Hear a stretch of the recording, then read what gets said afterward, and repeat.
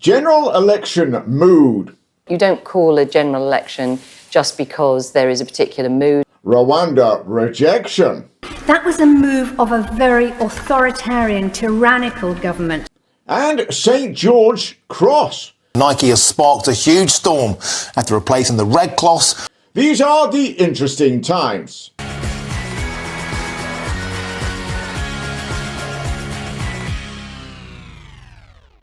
Hello everyone, my name's Matt Johnston and welcome to The Interesting Times, which is a political comedy show from right here in the UK. No surprise that the country's been in a bit of a turmoil for the last 14 years. With everything that's going on, people needed some good news. And on Wednesday, they got it. Delivered by Conservative MP and Letters That Beat Liz Truss, Andrea Leadsom. What's really important is we have seen a fantastic drop in inflation today, cheered everyone up. It's what we've been working towards, is seeing the cost of living crisis ends. Regular viewers of the show, please subscribe if you haven't, will know on last Sunday's show I said that the Tories would eliminate poverty simply by saying poverty doesn't exist. I didn't realise this comedic comment would be so prophetic. It would be hard to believe this sort of ridiculousness coming out of her mouth. Until you realise she is the MP for, I'm not making this up, South Northamptonshire. South Northampton. What's next? East West Ham? Or even more ridiculous, Popular Conservatives? Now, that would undoubtedly be the most absurd thing that Andrea Leadsom said in a normal week. But we haven't seen one of those in a while. Why won't the Prime Minister call an election?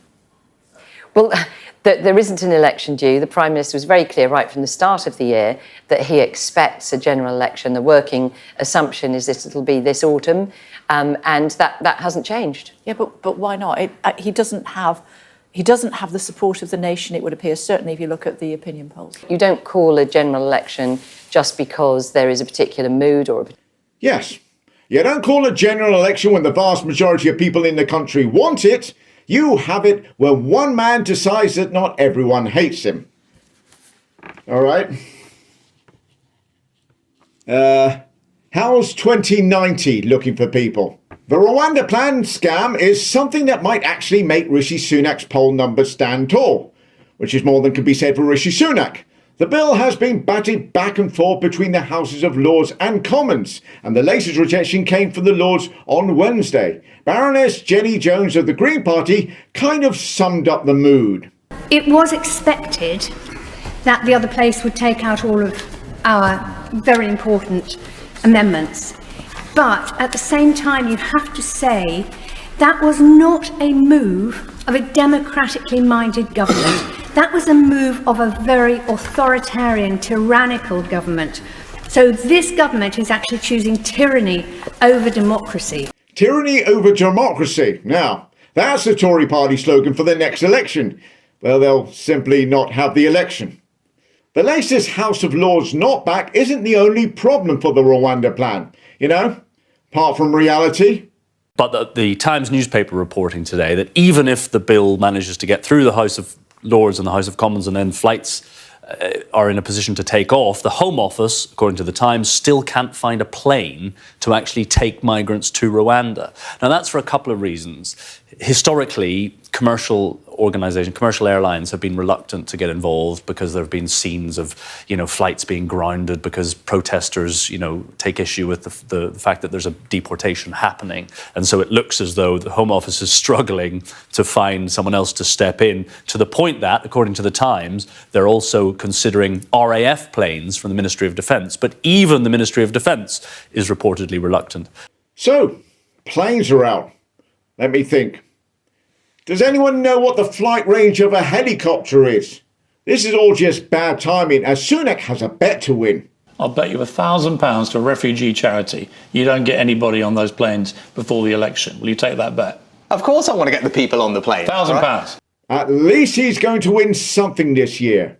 Wait a minute, is that why the general election isn't happening until later in the year? We've got to wait another half a year for a general election, as Sunak wants to win some money. Why am I surprised by that? So Sunak may not be ready to go to the polls, but are his party ready for another PM?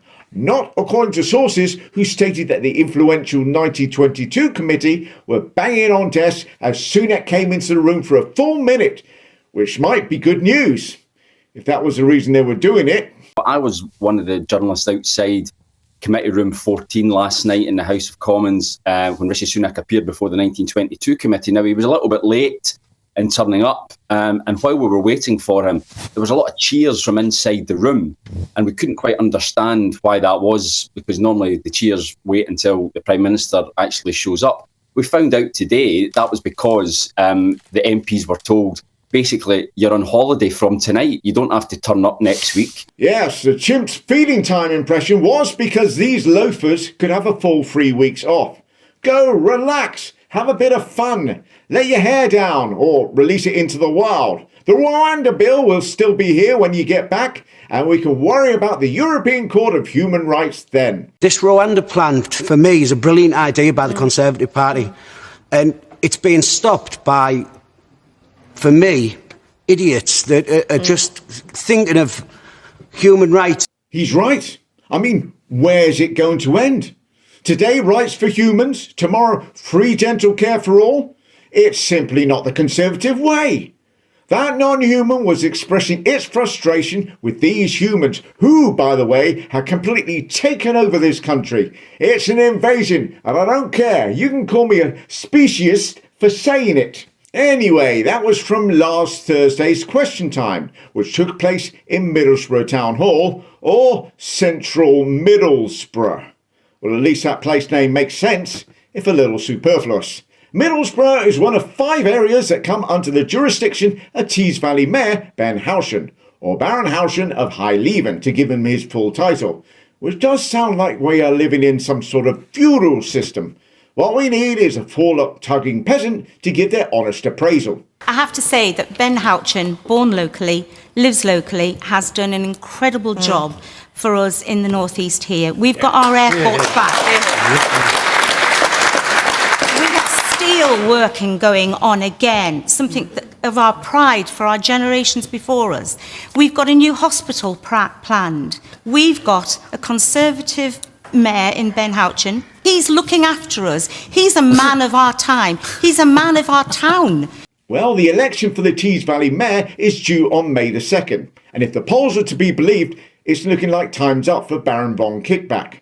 Although that was quite a stirring speech by that lady in pink. In particular this. We've got our airports back. In case you're wondering, the we she's referring to is herself, Dawn Robinson, and her husband, Brian Robinson, who is a trustee of the Teesside Airport Foundation and personal friend of one Ben Houchen. Great work, babe. Wait a minute, Airport Foundation? Do any of your pilots fancy going to Rwanda? For those who still don't know who Ben Houchen is, can I recommend the rather excellent Interesting Times Tory Piracy on the High Tees side?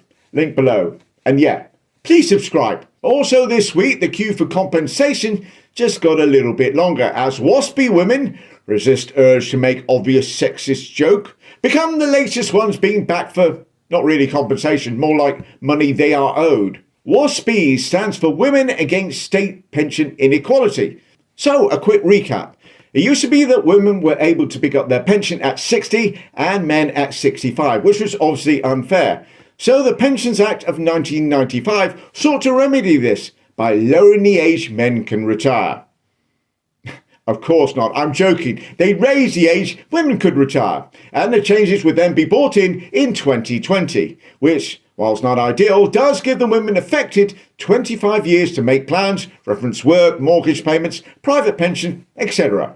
This was confirmed in the 2007 Pensions Act, which would also see the rise of pension ages for men and women to 66 by 2020, but also a whole lot of good things as well. I'm not going to go into it now. Now, during this time, the Department of Work and Pensions did put a lot of information out there. Leaflets, DWP pension education campaigns, and on its website. What it didn't do was send a letter to the people it affected until April 2008. Yes, all of a sudden the decisions made in 1995 were not communicated effectively until 13 years later. Thankfully, though, in 2010, the Conservatives came to power. Phew! And in 2011 promptly reduced the timescale by 2 years from 2020 to 2018, saving the government about £30 billion in the process, or enough for an unelected Prime Minister to have a month-long mental breakdown. Now, the women involved have organised themselves into the WASPy campaign and have been trying to get the government to listen to reason since 2015. They have managed to raise £100,000 to fight this in the courts, and have now been backed by the Parliamentary and Health Ombudsman, who look at cases like this, but have no power over the government. But the Ombudsman have recommended compensation for all the women of between £1,000 and £3,000, which needs to be put into place quickly, for rather obvious reasons. This cannot now become another story about how governments, all political parties, are seeking to avoid this and delay the repayment of this money. And crucially, a WASPy woman dies every 13 minutes. So the longer this drags on, the more people won't actually get that compensation. Every 13 minutes, a WASPy woman dies. 100 have died in the last 24 hours alone. And in total, 270,000 have died waiting for successive governments to do something, with another 3.6 million waiting. So what's needed is some quick thinking. Put a plan into action and not drag it out forever. Time is of the essence. Over to you, Flash. Well, I know there'll be a lot of interest in this matter, and I completely get that, and hopefully people can appreciate we've only just received the report yesterday. It's very long and detailed, and the right thing for us to do is to go through it carefully and then come back with a considered and thoughtful response. It's looking like these WASPy women are going to get stung. So the world is turning into a sea of boiling water, and our country is choosing tyranny over democracy. But we should all remember that there are things that are of such importance, they transcend such trivial matters. The Prime Minister has waded into a row over Nike's decision to change the colour of the St George's Cross on the New England football shirt. As you can see, the cross, which is traditionally red, includes blue and purple. The US firm said the colours were inspired by the training kit worn by England's 1966 World Cup winners. Back pages and front page news today, of course, is England's kit and the change to the St George Cross flag from Nike. Where do you stand on this new shirt, which doesn't have on its collar the traditional George's Cross? It has this. Football shirt having the wrong cross on its collar, and everyone is up in arms and outraged. It's a travesty. It's a nonsense. It is. For what reason? It's nuts. It's completely bonkers. Leave the flag alone. It's outrageous. I mean, the flag of St George is the English national flag. It's the England football team. So why? And everyone knows it. I abide. I'm disgusted. It is disgraceful. Thank you so much, Henry Smith. There, you've heard it, Nike. It's disgraceful. Disgusting. Disgraceful. Disinterested. Okay. It's sort of weird everybody losing their shit over a shirt. Not just a shirt, but the collar. And not just the collar, but the back of the collar. I mean, you got to have a pretty top-notch TV. 7K, ultra sky-high definition, seeing everything with the clarity you would normally need to do acid for, to even see it. And even our elected officials are getting in on the act. They don't just turn up, these shirts. There's a whole bunch of people involved in the process. You got any thoughts on that? I think it's a bit weird. I mean, I think the England flag's the England flag. Why has it got all these other colours in it? Was it wrong for Nike to change the Cross of St George on the back of the New England kit? Yeah, I think it was. And I think what it's was hard. What they were doing? Look, I mean, as you know, I'm a big football fan. I go to England games, men and women's game, and the flag is used by everybody. It is a unified, it doesn't need to be changed. Well, look, obviously I prefer the original, and my general view is that when it comes to our national flags, we shouldn't mess with them because they're a source of pride, identity, who we are, and they're perfect as they are. Ah, man of the millionaire Rishi Sunak there, letting people know that we should not mess with the flag, as it's the England flag, red and white, two colours, not blue, definitely not blue. Anyway, here is the logo for the Conservative Party manifesto launch and the logo for the 2019 leadership election. Not much in the way of red there. And even worse, they've only gone and put it on a tree, those wokey tree huggers. Okay, I had to be honest, at first I was kind of with the complainers on this one. It's a St George's flag, and they managed to make it look like the worst Tetris piece to get. But then the people behind it said it was more about inclusion. And you know what?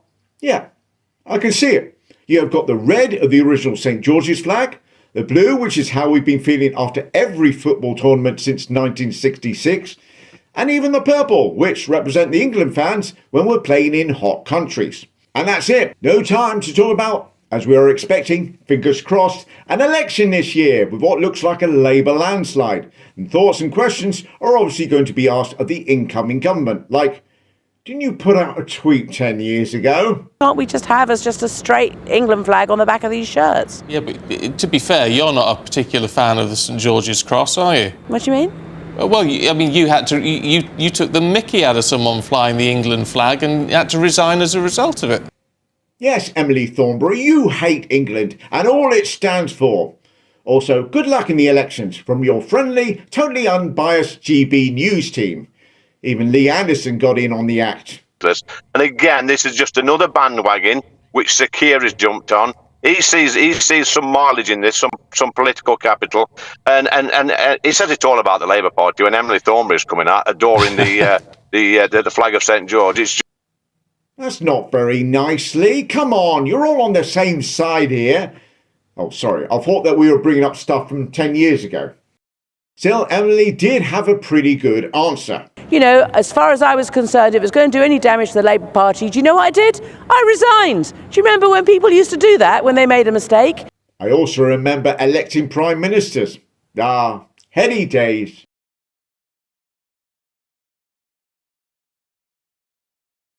That wasn't the only time Emily was on the telly, though. She appeared on BBC Breakfast to be asked about the compensation for WASPy women we've already covered. I think that we have to hold the government to account, and we have to make sure that the government does its job properly, which is that it responds to this report first. And then my friend Liz Kendall, who's the... I appreciate the point you're making, but if I could ask you a different question in that case... Because it isn't just about this. Because if they get away with this, then it'll be, oh, what's Labour going to do about Horizon? You know, what's Labour going to do about the postmasters? What's Labour going to do about contaminated blood? What's Labour going to do about... These sound like fairly good questions to me. Well, they are indeed great questions for the government, who are still the Conservative, in case anyone needed reminding. Then there's Angela Rayner, and yes, people are still going on about the fact that she sold a house when she was a home carer and made £48,000 on the sale. £48,000? That's not much. Ask this guy. So, what does she have to say for herself? The tax laws on capital gains tax and principal private residency, etc., is very complex, including marriage. I got that advice that is categoric that I do not owe any capital gain tax on that property. Under the HMRC rules, you would only be liable for no tax on Vicarage Road if it was also Mark Rainey, your then husband, his principal property as well, because a couple can only have one principal property, and then he would have been liable for capital gains when he sold his separate Lansdowne property in April 2016. That's the first condition. The second one is if you spent around £15,000 on home improvement. So you have to meet one or both of those conditions. The rules are complex and there's various different ways to which it's calculated, but I got that expert advice. To be fair to Nick Watt, at least he has the decency to look embarrassed by all this. I mean, it's not exactly Nadeem Zahawi, is it? Or for that matter, Rishi Sunak, Geoffrey Cox, Jacob Rees-Mogg, Bill Wiggins, or indeed David Cameron. Whatever happened to that guy?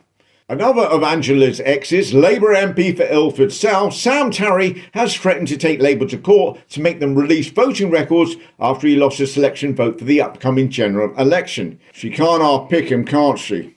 Sam is saying that the online voter system, a non-voter, cost him victory. And be honest, who had left-wing MP and ex of the opposition deputy leader promoting Trump conspiracy theories? And of course, no mass gathering of burning torches, pitchforks and St George's flags would be complete without bringing up the murky and scandal-ridden past of the man who would be the next Prime Minister.